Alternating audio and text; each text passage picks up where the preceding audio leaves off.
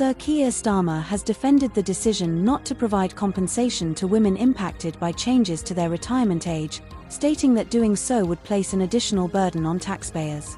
The Prime Minister acknowledged the concerns of the Women Against State Pension Inequality, commonly referred to as Waspi Women, but deemed their demands unaffordable. His comments followed an apology from Work and Pensions Secretary Liz Kendall for a 28-month delay in notifying women born in the 1950s about the state pension changes.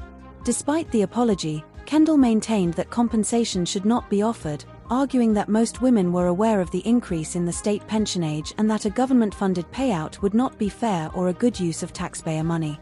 The announcement was criticized by the Liberal Democrats, who labeled it a day of shame and accused the Labour government of neglecting millions of pension-age women who had been wronged. In the mid-1990s, legislation was enacted to equalise the retirement age for women over a 10-year span, which was later accelerated by the coalition government as part of budget cuts.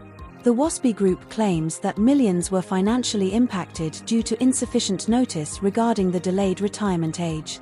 Earlier this year, a report from the Parliamentary and Health Service Ombudsman revealed that many women were negatively affected by inadequate communication about the changes. The Ombudsman suggested compensation ranging from £1,000 to £2,950, but these recommendations were not legally binding.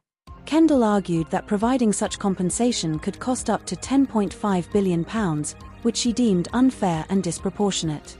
She also disagreed that earlier notifications would have significantly changed the outcome, citing research that indicated only about a quarter of recipients of unsolicited letters recalled receiving or reading them. Nonetheless, she acknowledged that there was a failure in communication and promised to learn from it to prevent future issues. After the announcement, she mentioned that real and concrete actions would be implemented, including a detailed action plan to avoid similar delays. In a response to reporters, Sir Keir expressed understanding for the Waspi women's concerns but emphasised the need to consider the impact on taxpayers.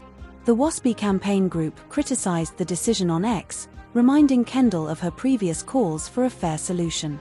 Angela Madden, chairwoman of Waspi, described the refusal to compensate as bizarre and totally unjustified, noting that a significant majority of MPs support their calls for compensation.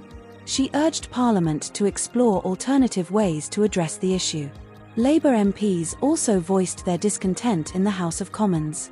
Gareth Snell from Stoke-on-Trent Central called it a sad moment and urged the government to reconsider if economic conditions improve.